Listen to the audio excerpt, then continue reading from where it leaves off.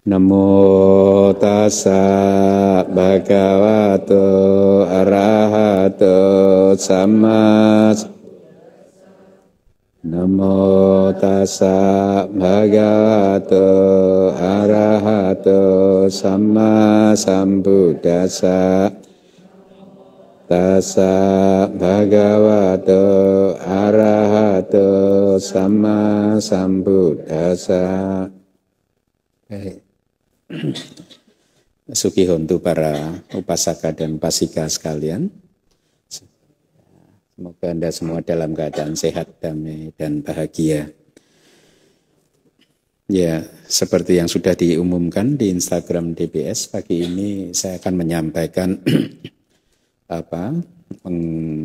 beberapa informasi tentang nibbana, ya, nirwana kalau bahasa Sanskertanya kan. Kalau bahasa Theravada, bahasa Palinya nibbana. Nibbana itu adalah tujuan akhir kita sebenarnya sebagai murid Buddha. Jadi Anda semua, kita semua harus berjuang keras untuk bisa merealisasi nibbana. Ya. Kenapa? Karena nibbana ini paramangsukang, artinya kebahagiaan yang terbaik, kebahagiaan yang tertinggi. Tidak ada kebahagiaan yang bisa menyamai nibbana. Ya. Kalau mungkin banyak orang, mayoritas orang, target tertingginya adalah untuk mencapai kehidupan di surga, ya. Tetapi menurut ajaran Buddha, surga itu masih berada di dalam samsara. Masih berada di dalam siklus kelahiran kembali. Banyak orang yang mengatakan bahwa kelahiran di surga abadi, kekal dan abadi. Setelah kehidupan sebagai manusia ini, mereka berjuang keras untuk bisa lahir di surga karena di sana mereka merasa akan mendapatkan kehidupan yang abadi, ya, kebahagiaan yang abadi. Tetapi Buddha mengatakan bahwa alam manapun selama masih berada di dalam samsara, samsara itu artinya siklus kelahiran dan kematian, maka alam tersebut tidak abadi. Tidak hanya penghuninya yang tidak abadi, tetapi juga alamnya juga tidak abadi. Surganya juga tidak abadi. Orang yang menghuni surga tidak abadi, surganya pun juga tidak abadi. Nah, kelahiran di surga bukan merupakan kebahagiaan yang tertinggi. Itulah mengapa di kelas-kelas pariyati sasana Anda sering kan mendengarkan bahwa ketika seseorang terlahir di surga, di sana diikuti oleh 500 bidadari, begitu ya. 500 peri, gitu. Jadi nafsu-nafsu di sana masih ada. Iya. Mereka akan melihat dewa yang wajahnya bersinar, ganteng, dewi yang wajahnya juga bersinar, cantik. Dan di sana ada nafsu. Di sana masih ada kilesa juga. Makhluk-makhluk yang terlahir di sana bisa jadi juga masih punya kilesa. Makanya bisa terjadi keributan kan di alam surga juga. Ya. Nah, jadi selama masih ada kilesa, maka di sana tidak akan ada kebahagiaan. Oleh karena itu, kita harus berjuang untuk mencapai nibbana, karena ketika Anda mencapai nibbana, maka kilesa-kilesa Anda sudah tidak ada lagi. Hancur, nggak bisa muncul lagi. Nafsu Anda tidak bisa muncul, kemarahan Anda tidak bisa muncul. Apapun kilesa itu tidak akan bisa muncul karena sudah hancur. Ibaratnya pohon. Ini adalah kilesa ini ibaratnya pohon, ya udah dihancurkan dan dicabut sampai ke akar-akarnya. Jadi pohon ini tidak bisa tumbuh lagi, ya. Dan ini hanya akan terjadi kalau Anda menjadi seorang arahanta. Ya, kilesa Anda tercabut sampai ke akar-akarnya sehingga tidak akan pernah muncul lagi. Nah, oleh karena kita sebagai Buddhis mengerti bahwa nibbana ini adalah kebahagiaan yang tertinggi, itulah mengapa tidak mengherankan ketika Anda melakukan kebajikan apapun seperti nanti berdana kepada Buddha dan Sangha,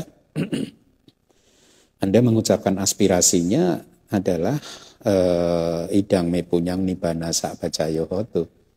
Semoga kebajikan saya ini bisa menjadi kondisi untuk merealisasi atau mencapai nibbana, ya. Dan itulah mengapa juga tidak mengherankan sebagai Buddhis banyak yang berjuang keras untuk bermeditasi dengan tujuan semata-mata adalah nibbana. Ya.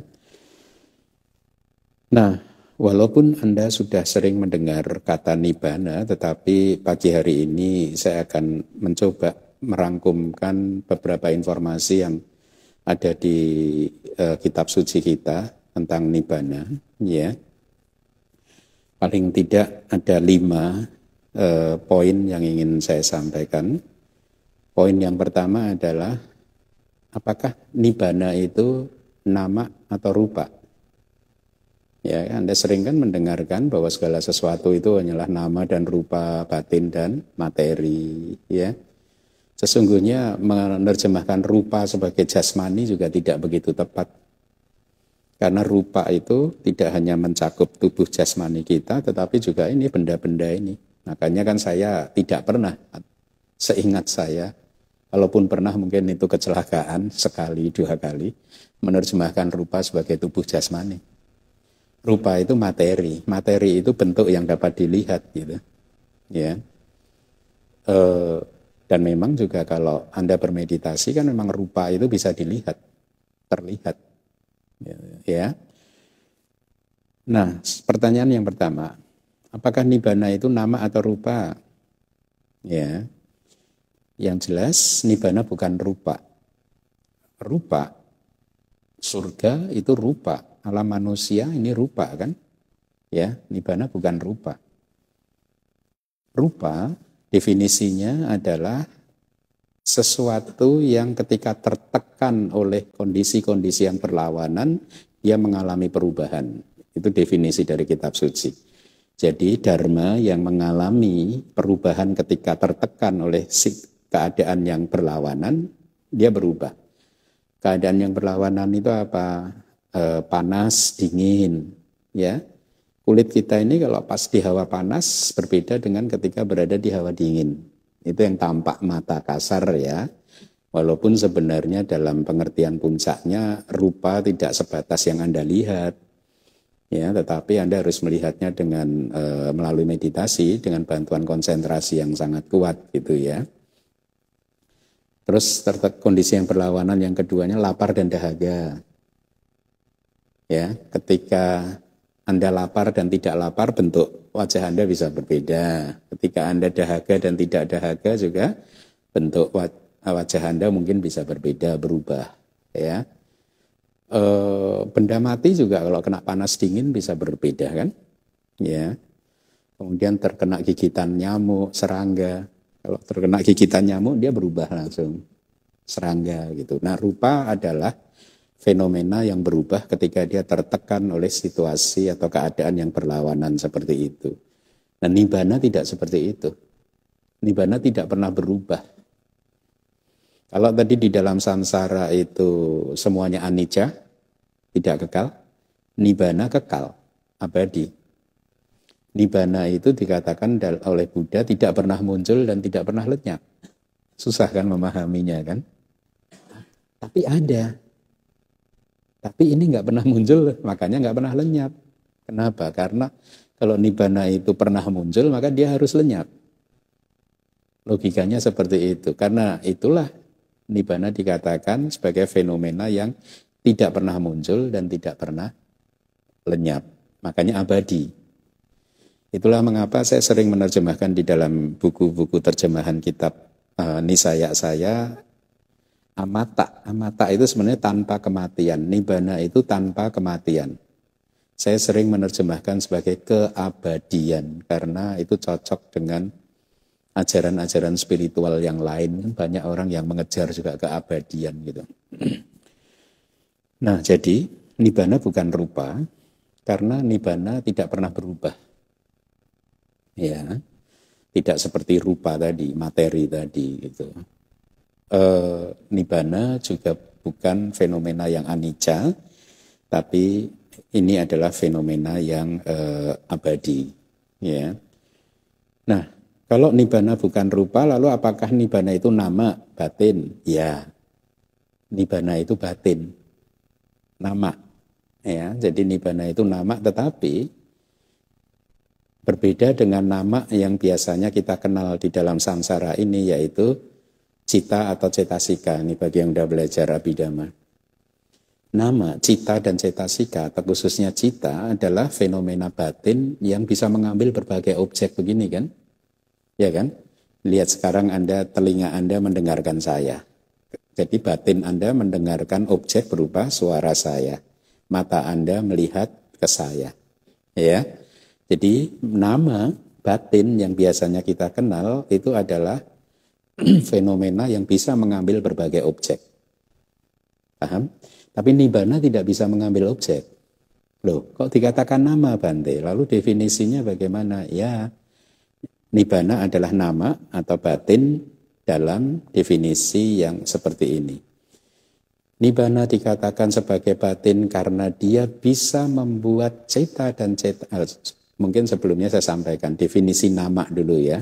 Yang batin Anda, batin saya ini definisinya adalah fenomena yang bending towards object. Bending towards object itu kayak incline, cenderung untuk menemui objeknya. Atau membungkuk untuk menangkap objeknya. Ya, itulah mengapa batin Anda itu selalu setiap detik itu selalu menangkap objek. Tidak pernah ada di dalam kehidupan Anda selama di samsara ini batin Anda tidak pernah menangkap objek, kecuali ada beberapa keadaan tertentu. Kalau Anda lahir di alam yang tanpa batin, maka di sana ya Anda tidak mempunyai batin sama sekali gitu. Atau Anda mencapai niroda samapati, keberhentian gitu. Ya, tapi itu kan hanya bisa dilakukan oleh anagami dan arahat saja. Ya. Jadi nama definisinya adalah fenomena yang bending towards object, membungkuk atau cenderung, condong untuk mengambil objek. Nah, nibbana tadi tidak seperti itu, tetapi nibbana mempunyai kekuatan untuk membuat magga, pala, dan pacawekana cita. Anda ini teknis sekali lah ya. Magga dan pala Anda sering mendengarkan. Pacawekana cita itu adalah review ketika Anda sudah mencapai magga pala, biasanya akan ada proses kognitif yang mereview pencapaian Anda. Ada 5 yang direview, salah satunya yang direview adalah nibbana. Jadi pacawekana cita ini mampu mengambil nibbana sebagai objek. Nah, jadi definisi nibbana sebagai nama atau sebagai batin itu adalah nibbana adalah fenomena yang mampu atau mempunyai kekuatan untuk membuat magga, pala, dan pacawekana cita untuk bending towards it. Jadi untuk condong, cenderung untuk menangkap nibbana sebagai objeknya. Ya. Atau nibbana adalah fenomena nama karena nibbana mempunyai kekuatan untuk membuat magga, pala, dan pacawekana cita tadi ketika muncul mengambil dia sebagai objeknya. Ya, itulah mengapa nibbana dikatakan sebagai nama, bukan rupa. Ya. Nah, pertanyaan yang kedua dari kitab suci yang saya rangkumkan adalah nibbana itu adanya di dalam pancakanda ini atau di luar pancakanda? Ya, paham?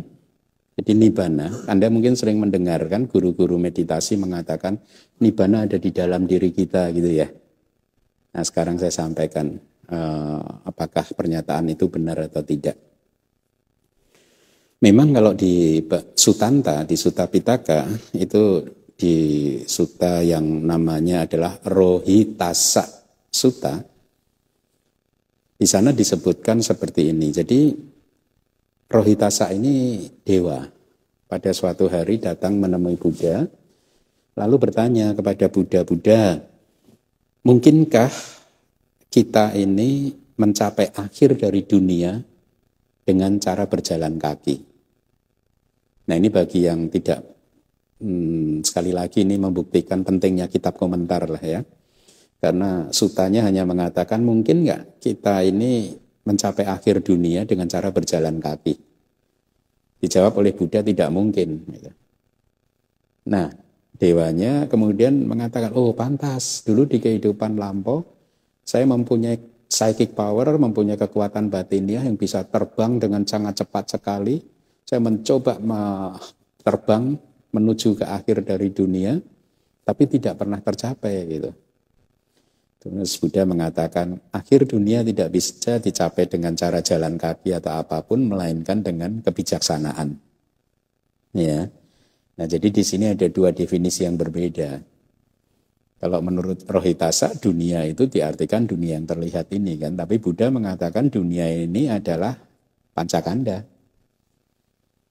Jadi akhir dari kemunculan dan kelenyapan pancakanda ini hanya bisa dicapai dengan kebijaksanaan, dengan cara bermeditasi, menjadi seorang arahat. Nah, di sutta tersebut Buddha mengatakan, wahai Rohitasa, aku menyatakan bahwa di dalam tubuh yang panjangnya hanya satu depa ini, satu depa itu kalau Anda dua tangan begini, tahu ya? Dua tangan itu jarak. Jadi ini kata-kata Buddha. Ahang panyapemi, aku menyatakan bahwa di dalam tubuh yang memiliki panjang satu depa ini, di sini ada duka, ada penderitaan. Di sini ada asal mula duka, yaitu asal mula penderitaan. Kemudian kebenaran mulia yang ketiga, di sini ada keberhentian dari penderitaan, duka niroda. Dan yang keempat, di sini ada jalan untuk menuju keberhentian dari penderitaan. Nah, dari sutta ini seringkali seseorang akhirnya keliru menafsirkan bahwa nibbana ada di dalam diri ini. Karena kebenaran mulia yang ketiga tadi, keberhentian dari penderitaan, duka niroda itu sama dengan nibbana.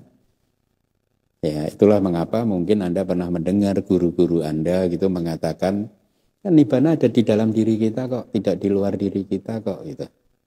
Ya. Nah, lalu yang benar bagaimana Bante? Yang benar seperti ini. Sutanta itu di dalam kitab komentar Sutantanya sendiri itu ditegaskan bahwa bahasa-bahasa di dalam Sutanta itu adalah bahasa yang metafora. Jadi ini adalah bahasa-bahasa yang konvensional. Ya, hanya untuk percakapan sehari-hari saja gitu. Jadi hanya metafora saja. Ya. Sedangkan di kitab komentar di Sutta Pitaka pun dikatakan bahwa Abhidhamma adalah ajaran yang adalah ajaran tentang realitas yang sesungguhnya. Realitas yang hakiki gitu. Kalau Sutanta itu bahasanya metafora saja, perumpamaan saja. Tapi Abhidhamma dikatakan sebagai ajaran yang mengajarkan tentang realitas yang sesungguhnya. Nah, di dalam Abhidhamma dikatakan bahwa nibbana itu berada di luar agregat, di luar kanda. Ya. Jadi sekarang Anda tahu nibbana tidak ada di dalam agregat ini, tidak berada di dalam panca kanda ini, tetapi nibbana berada di luar panca kanda. Ya. Nah, kemudian pertanyaan yang ketiga, lalu apakah nibbana itu ada di dunia ini atau di dunia lain? Kan tadi dikatakan nih, ada di luar akanda kita ini. Lalu di mana? Gitu. Apakah berada di dunia ini atau berada di dunia lain? Dan dikatakan di dalam kitab kita bahwa nibbana tidak ada di dunia ini dan juga tidak ada di dunia yang lain. Ya, makanya sering saya mengatakan kan nibbana itu ada di luar samsara. Samsara, siklus kelahiran kematian itu kan satu sistem dunia, satu sistem ada 31 alam itu kan. Itu satu siklus kan. Kemudian ada lagi sistem dunia yang lain gitu. Nah, jadi nibbana berada di luar samsara. Karena kalau nibbana berada di dalam dunia ini, nanti begitu dunia ini mengalami kehancuran, nibbana juga akan ikut hancur. Kalau berada di dunia lain, misalkan di surga, di alam Brahma, sama juga. Nanti kalau alam surga, alam Brahma itu mengalami kehancuran, maka nibbana pun juga akan hancur. Ya. Nah, jadi nibbana tidak ada di dunia ini ataupun di dunia yang lainnya, tetapi nibbana ada di luar samsara. Kemudian pertanyaan yang keempat, ada berapa jenis nibbana sih? Ya. Ada dua jenis nibbana. Bahasa Palinya sa upadisesa nibbana dan anupadisesa nibbana dhatu. Sa upadisesa nibbana dhatu adalah elemen nibbana yang masih disertai dengan bahan bakar kehidupan, atau elemen nibbana yang masih dengan atau memiliki bahan bakar kehidupan. Apa itu bahan bakar kehidupan? Ya, bahan bakar kehidupan itu pancakanda ini. Ya. Para arahat, para paceka Buddha, para Buddha, ketika mereka masih hidup, mereka sudah menghancurkan kilesa, mereka sudah merealisasi nibbana, tetapi mereka masih punya pancakanda, kan? Jadi mereka masih mempunyai bahan bakar kehidupan. Kehidupan masih berlangsung pada mereka. Ya. Walaupun mereka sudah merealisasi nibbana, tetapi nibbana yang eksis di dalam santana mereka, santana itu nibbana yang eksis di dalam kesinambungan batin atau pikiran mereka ketika mereka mengambil nibbana sebagai objek, ya, itu dikatakan sebagai nibbana yang masih memiliki bahan bakar kehidupan yang masih tersisa. Jadi ibaratnya api, dia masih menyala terus, kehidupannya masih ada terus gitu. Itu jenis nibbana yang pertama. Apinya masih menyala, masih ada bahan bakarnya, kan? Ketika Buddha masih hidup, beliau masih mempunyai bahan bakar. Walaupun kilesa sudah hancur dan beliau sering mengambil nibbana sebagai objek, tetapi karena ibaratnya api masih ada bahan bakarnya, dia masih berlangsung gitu. Makanya nibbana beliau disebut sebagai nibbana yang masih dengan bahan bakar yang tersisa. Itu jenis yang pertama. Jenis yang kedua adalah anupadisesa nibbana dhatu, elemen nibbana yang sudah tanpa bahan bakar lagi. Yaitu ini adalah ketika Buddha parinibbana. Ibaratnya apinya udah padam, kan? Pancakandanya udah berhenti semua dan Buddha kemudian merealisasi nibbana. Maka proses realisasinya tersebut, pencapaian tersebut itu disebut sebagai nibbana yang sudah tanpa bahan bakar yang tersisa. Sudah tidak ada bahan bakar kehidupan lagi. Ya, jadi ada dua jenis nibbana. Yang kelima, bentar saya ingat-ingatnya tadi, yang pertama adalah nama atau rupa pancakanda di dalam agregat atau di luar, ya. Di dalam agregat atau di luar, di dalam dunia ini, di dunia ini atau dunia sana. Kemudian yang kelima, ini tadi ada berapa jenis ya nibbana. Jadi ada dua jenis nibbana. Jadi demikian informasi tentang nibbana. Saya menyampaikan ini untuk tujuan saya adalah untuk memotivasi Anda semua, termasuk memotivasi diri saya untuk segera bisa keluar dari samsara, ya. Syukur-syukur di dalam kehidupan ini Anda semua bisa menjadi sotapanna, tetapi kalaupun tidak, harapan saya adalah dengan semua ketekunan Anda, rasa hormat Anda ketika mendengarkan uraian-uraian kitab suci, semoga kebajikan tersebut salah satunya bisa menjadi pendukung Anda untuk mencapai nibbana. Entah di kelahiran yang kapanpun, ya. Bisa di kelahiran ini atau di kelahiran-kelahiran yang ke depan. Dan semoga juga karena kebajikan Anda yang mempunyai rasa hormat terhadap kitab suci, yang mendengarkan dengan penuh perhatian, ya, maka Anda bisa mendapatkan kenyamanan kehidupan, keselamatan kehidupan, kebahagiaan di dalam setiap kelahiran Anda. Demikian wadah pagi hari ini, semoga bermanfaat. Itu saja.